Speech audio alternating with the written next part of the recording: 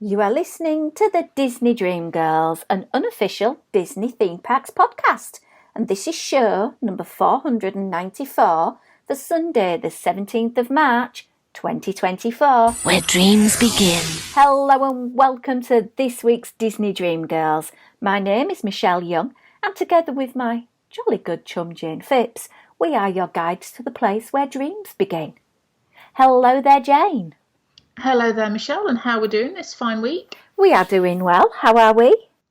Yes, I'm liking the fact that the nights are getting lighter, and I know our American friends, you've had your daylight savings. We've got a couple of weeks to go for ours yet, but I'm loving that aspect. I just want the temperatures to warm up a bit now and a bit more sunshine. I know. We're an hour closer to our American friends. We are indeed. That's lovely. But we will be back end of March. It's really weird because sometimes it's like a week difference between our clock changes and sometimes it's 2, 3. It just changes. It's bizarre. I don't know why we bother anymore. But anyway. True. We have a fun-packed show for you this week. Oh, my word. Oh, my word. Oscar week. Yes. I would like to share a little bit of a fact about someone very beloved and an attraction somewhat beloved to us, as it links in with Oscars. And this was Walt Disney lobbying the Oscar committee for an honorary Academy Award for the Uncle Remus actor, James Baskett. Yeah. Lovely gesture. Absolutely wonderful how this very talented actor brought to life this character of Uncle Remus, and lots of people, Hedy Hopper, a Hollywood columnist, also backed his campaign, and he was handed the honorary Oscar 76 years ago on the 20th of March 1948. Wow, a long while ago, but yeah, I think it's a testament to recognising his achievement and the fact that, it was pushed for by Walt and other people, that he should get that recognition. I think very well justified. Ingrid Bergman actually was the presenter of the award, and Wow. she said it is awarded to him for his able and heartwarming characterisation of Uncle Remus, friend and storyteller to the children of the world. Oh, that's lovely.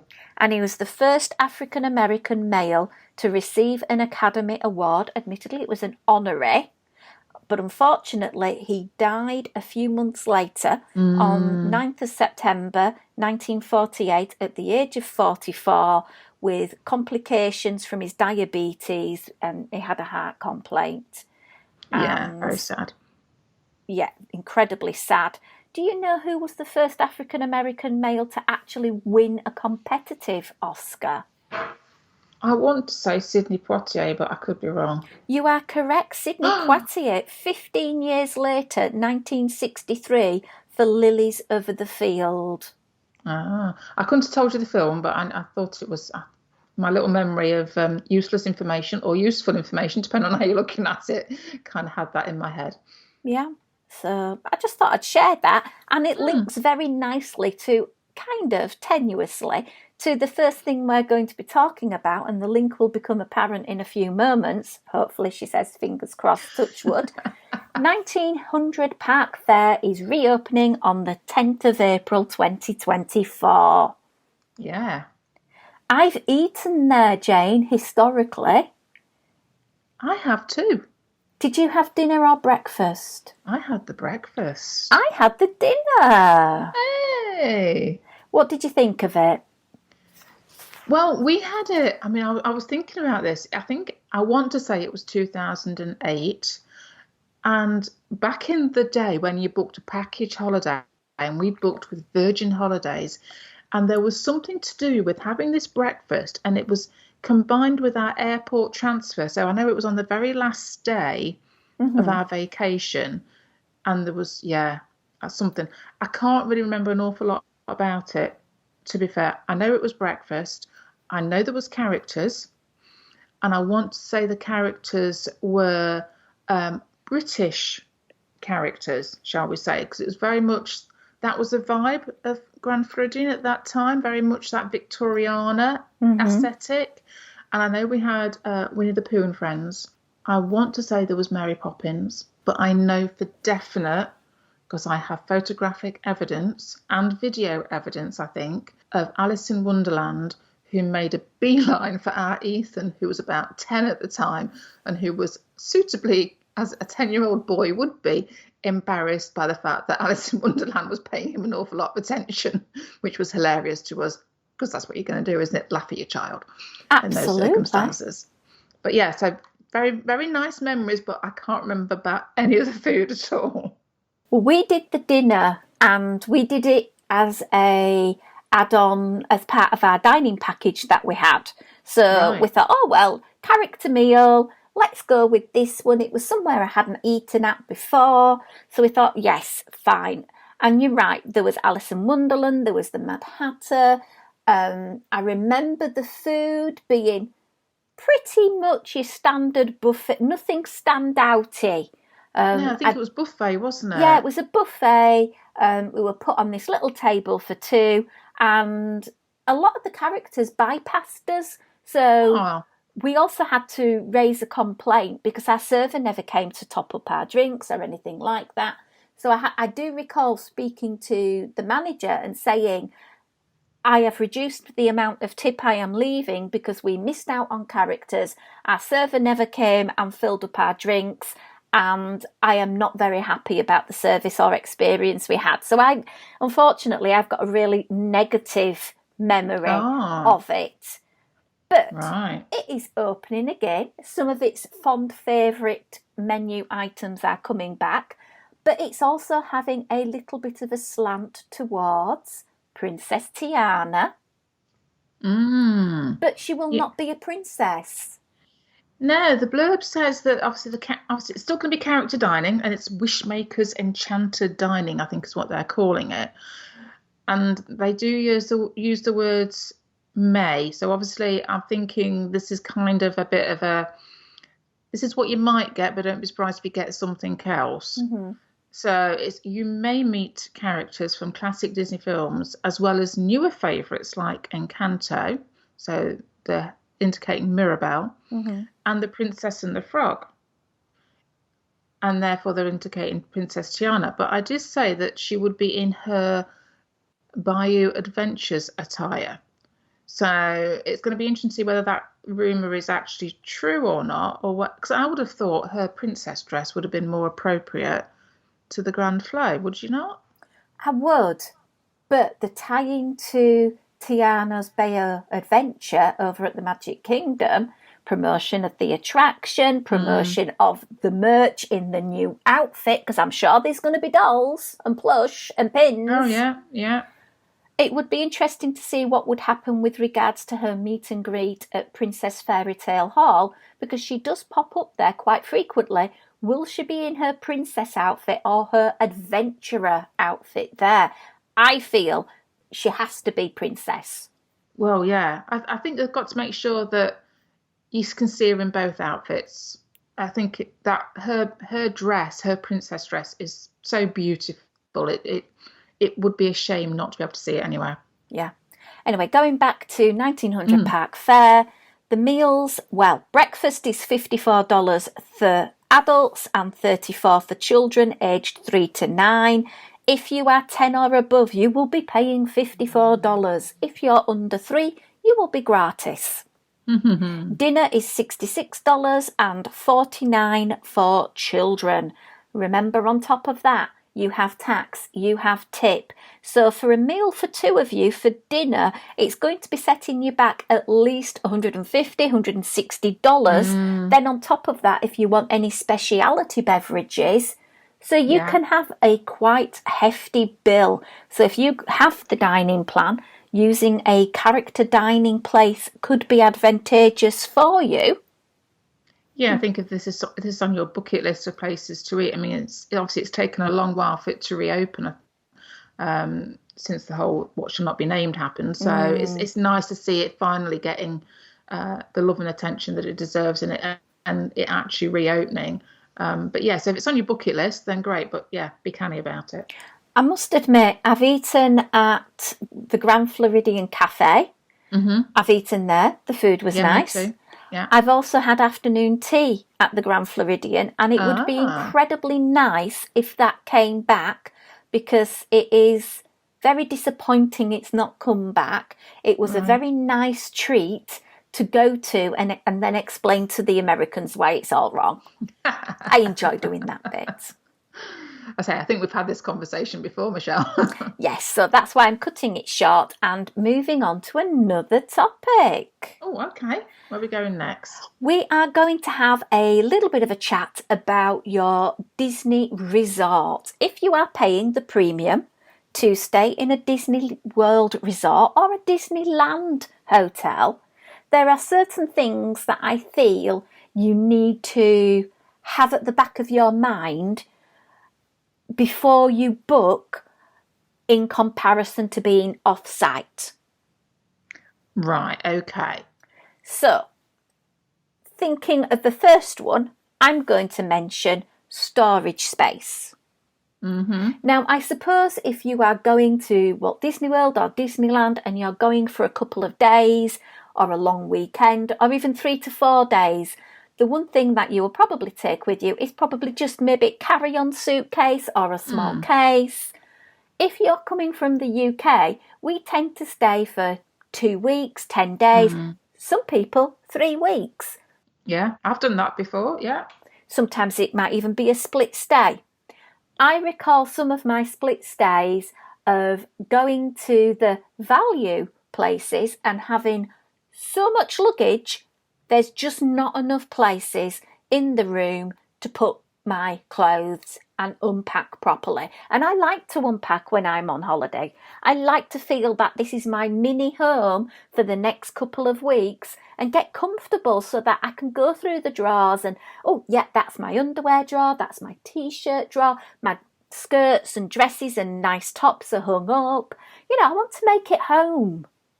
Yeah, I must admit, I'm kind of with you there, Cheryl. I mean, it was something that we really enjoyed on the cruise last year, that there was plenty of space for us to unpack, as you say.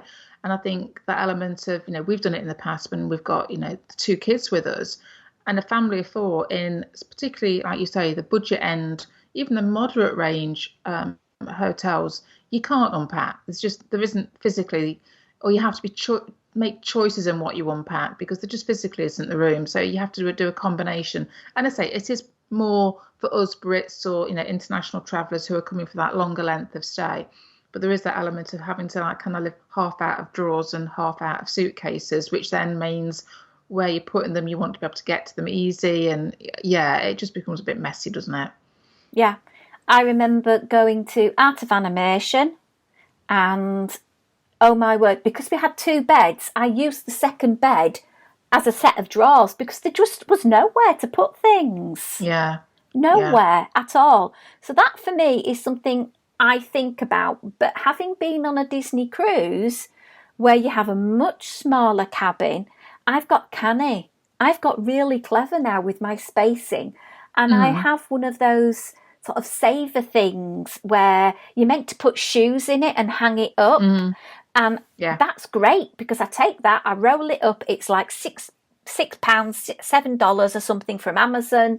I put all my toiletries in that and I hang it in the bathroom area so all the surfaces are nice and clean for the cleaner when they do go in and clean. And I find that a really good space saver. Yeah, I have to admit we utilised some like fold-out toiletry bags last year, and on the cruise, magnetic hooks were a good one, along with the shoe tidy thing that you'd recommended to me. But yeah, so there's nice ways you can do it in the cruise rooms. You say it's maybe not quite so easy in the hotel rooms to kind of come up with those workarounds. Yeah. The values do tend to have beds where you can slide your suitcase underneath them because the gap is quite good. Or if you're in a moderate or deluxe, they do tend to have wardrobes where you can slide away your luggage. So think about that. But while still on the same topic, charging points. Oh, okay. That wasn't what I thought you were going to mention, but go on. Yeah, carry on. Well, we have to have our magic bands charged up. If you have an iWatch, if you have a phone, if you have a Yeah, charging block, yeah. because you have to keep your phone charged up so you can handle actually being in a Disney theme park, that's 4 devices per person. If there's 2, 3, or 4 of you in these rooms, you're going to be running out of ports to charge all of these things on. So you do need to be really savvy. And the best thing I can highly recommend is go to those YouTubes and look for a resort tour by one of the wonderful vloggerati who've stayed at your resort. So it gives you an idea of how many ports you can expect to be in your room. Again, if you're coming from the UK, we don't tend to have the American sockets. So that's another thing we need to consider. You might want to think about getting one of these multi-adapter things and using that to plug into the wall so you can use that a stacking device. But just a top tip from me, unplug them when you're not in the room. Just keep fire safety first. Yeah, I think we all have these plethora of things with USB chargers. So there's quite a lot of things out there that you can buy, which gives you, one plug socket can suddenly transfer into, multiple. But yeah, I'm with you. It's like in this day and age, unfortunately, guys, we all rely on these products way too much, and Disney have enforced that upon us with everything that they're doing. So it's like the least they could do is give us some more sockets. Completely agree. Another thing that might blight your stay is noisy neighbours. Oh, okay, yeah. So if you're thinking about the value resorts, the corridors are open to the elements and your room is just immediately off this. You could have a room, say, overlooking the pool. Well, you might have to be conscious that people will be in that pool till the pool closes at maybe 11 o'clock at night. So that might be an issue. Or Yeah. you could be looking out onto a games area or a playground or something. Or it could be that bad time of the month where a sports team are there and they're practicing their chants, or people are running around or being noisy on the corridors. So particularly with those value resorts, that's something to be considerate about, being the ideal guest yourself, but also being considerate and thinking, well, other people may be a bit noisy, and it's just sort of taking that on board. Obviously, with your moderate and your deluxe, you have those lovely carpeted, cushioned walkways, and they are internal, and it does tend to be a little bit quieter. Yeah, I think it's the thing with the budget end, isn't it? That element of lots of rooms crammed into relatively smaller spaces. So therefore, yeah, more people, more noise. Another one that's popped into my head, visitors. Visitors? What sort of visitors, Michelle? Of the type that live in Florida and might not be native and familiar to us English people, or visitors from out of Florida, because I've had frogs visit me in Wilderness Lodge. Heavens Wow. know how they managed to climb up one floor, but it was there. I was transfixed watching it go up the glass patio wall. This frog, it was amazing. I've had all sorts of creepy crawlies. I've had ant infestation, which people at guest services came and sent somebody out to deal with very efficiently. But you've got to appreciate there's going to be all sorts of flying things, crawling things. So just be really conscious of that in your room, that don't leave those half-eaten Gideon cookies out on the countertop, and think about before you go in the bathroom to have a bath, just double check there's nothing in the bottom of the tub. Okay. Good advice. Yeah, because they can't help it. They're only doing what they're meant to do, which is Yeah.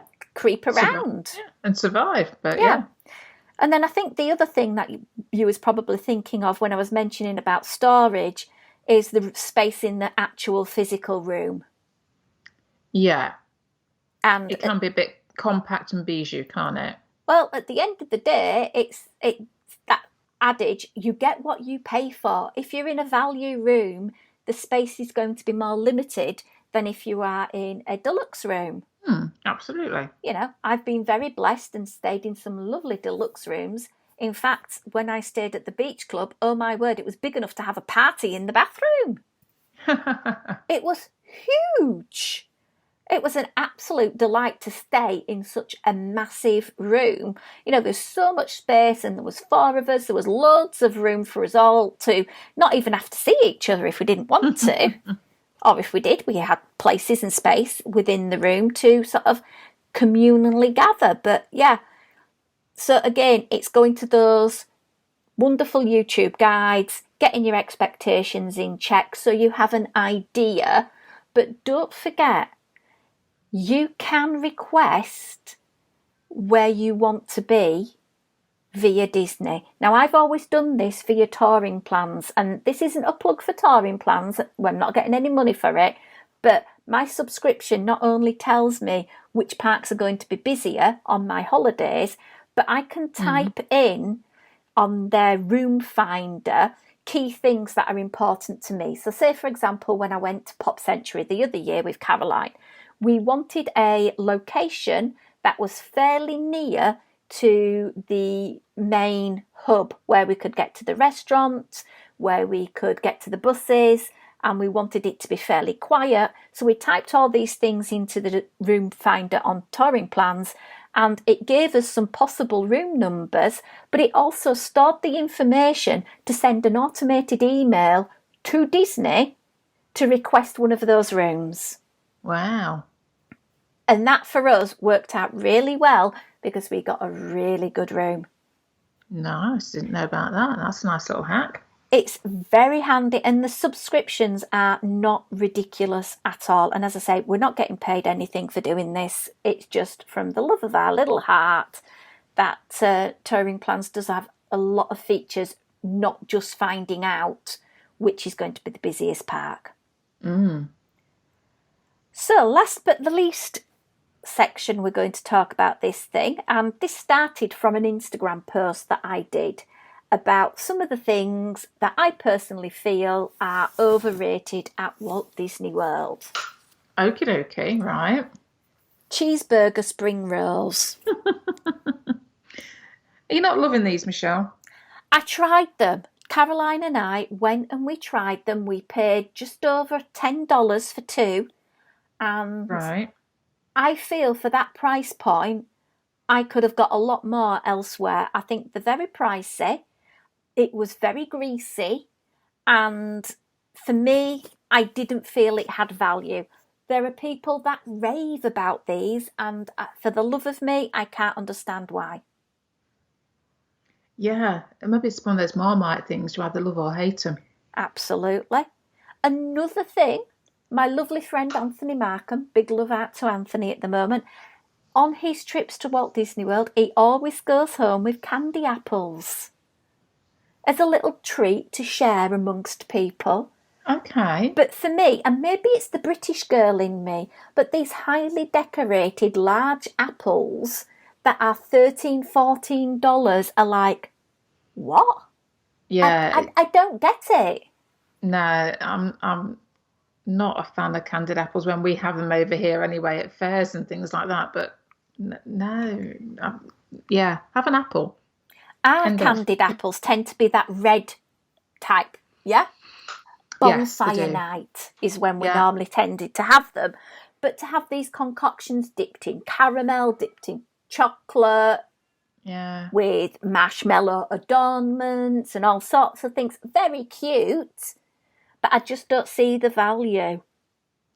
Well, no, and they kind of one other thing that I would say as well with those types of things, and I'm going to mention cupcakes here, Michelle. There's an awful lot of cupcakes that look beautiful. The artistry that's gone into them is amazing, but they're all just fondant icing. The actual cupcake themselves, the actual body of the cake is just like meh. Yeah. You know, you're paying an awful lot for a lot of sickly, in my view, sickly sweet buttercream fondant, whatever gunk on top with very little substance of cake. And that's why I prefer something like the carrot cake cookie, because you get an actual sponge that is flavoured and tasty, and then the cream cheese frosting in the middle, highly shareable, and what, $6-7 in comparison to some of these cupcakes that can be nearly $7-8. Yeah, I'm with you. Another one that a few people have mentioned on our Facebook page, Tracy Farley in particular, turkey legs. Again, these are another Marmite one, aren't they? You either love these or you hate them. Now, I imagine if you are a ketovore like you are, my darling, turning up at the theme park, wanting a massive meaty hit, under $15, you can get this, sit down at a table, couple of bits of cutlery, couple of plates. You could gnaw away quite happily to the end of the day on a turkey leg. But well, yeah. I think in years, historically, I'd have always potentially gone, whatever. But I'm more inclined to give them a bit of a whirl nowadays. Yeah, for me, it's just the smell. I'm seeing people sat there like Henry VIII gnawing on these things. So I'm with you, Tracy Farley. Big love and thank you for mentioning that. Funnily enough, we were mentioning about 1900 Park Fair. I have a fellow person who agrees with me, Lucy Burgess, about character meals, that you pay all this money, $60 odd, to have a picture with a character when the person behind you is possibly picking their nose, has a mouthful of food. These are not beloved souvenirs for me.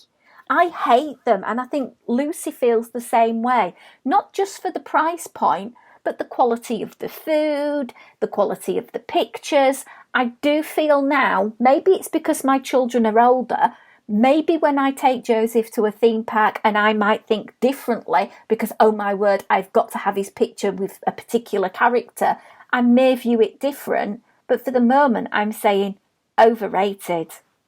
Yeah, I have to admit, I think we've done the odd occasional one, both over in Disney World and Disneyland Paris as well, when the kids were much, much younger. I'm talking under 10 type of age. But I think the older they've gotten, their interests have changed anyway. Yeah, it kind of feels a bit like you're paying not for the food, you're paying for the experience. And if the experience isn't what you're into, then yeah, go elsewhere and get better food. Yeah. Catherine Hall Wong has said popcorn. She just doesn't get it.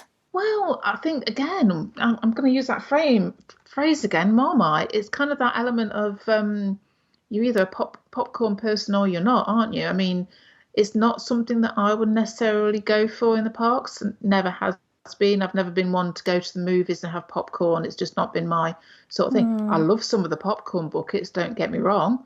I'm very fortunate to own a few of them, but the popcorn itself, yeah, take or leave it. Although I know some people, absolutely, it's not in fact, our Molly would, if she's on Main Street, she will have to have a box of popcorn. Yeah. I know people who can't have a Disney trip without popcorn. For me, I would be probably going to the confectioners on Main Street and they can dress up your popcorn. That would make it more palatable for me, or perhaps going to Epcot to Caramel Couche and getting the caramel popcorn. Oh my word, I grew up on Butterkist, and those of you who know what Butterkist is are with me, but I can't eat popcorn because of my gastric issues, so for me it's no thank you. Yeah, it's not something I'm going to rush for. Yeah. Deborah Wolf said Disney resorts, and I must admit, Deborah, looking at the price points for some of the Good Neighbour hotels where you still get all the fantastic facilities you would as being a Disney resort guest, but obviously without being in the immersive bubble, but the prices are a lot less and you still get that perk. Yeah, and this kind of plays into the whole expense side of Disney, which I think is probably another gripe for a lot of people. The continuing price hikes as far as ticket prices go, as far as food prices go, resort prices go, and then the extras on top if you want to get on that ride. It's all adds up, and for most of us it's getting a little bit too much. Absolutely agree. There are some amazing hotels in Orlando.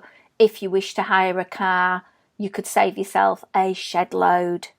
Last but not least, again, somebody whose heart beats in time with mine, Erin Bilheimer Castillo, dessert parties.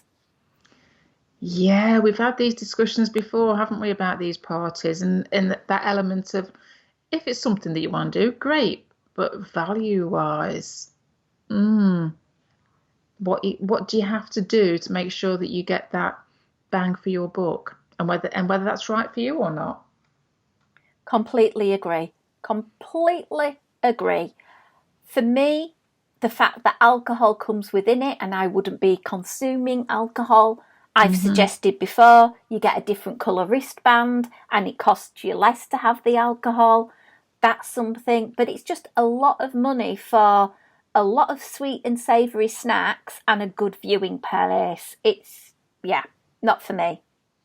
Well, yeah, and I say me being, trying to be low carb and keto, dessert party wouldn't float my boat. I'd probably have one thing, so I'm paying an awful lot for a piece of something, no alcohol, just to get that preferred viewing. Why don't they offer just preferred viewing tickets rather than the rest of it? Yeah, completely agree. What's yours? Let us know. info@disneydreamgirls.com and we'll give you a bit of a shout out on an upcoming podcast. We'd love to hear your opinions. You can always go to our Disney Dream Girls podcast family Facebook page, share your love of Disney, your holidays, your collections, your life of how you manage to get through day by day being obsessed with this wonderful collection of theme parks and films. You can also find us on Instagram @DisDreamGirl. We're still on Twitter and we're on Threads. You can find us there.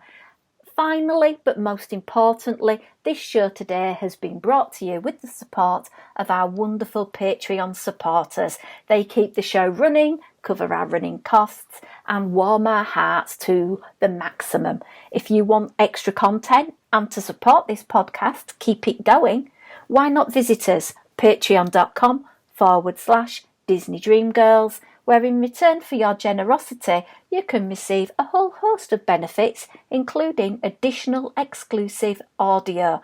And you also get all the past audio, things like discussions with Tony Baxter, Jim Corcus, the list goes on.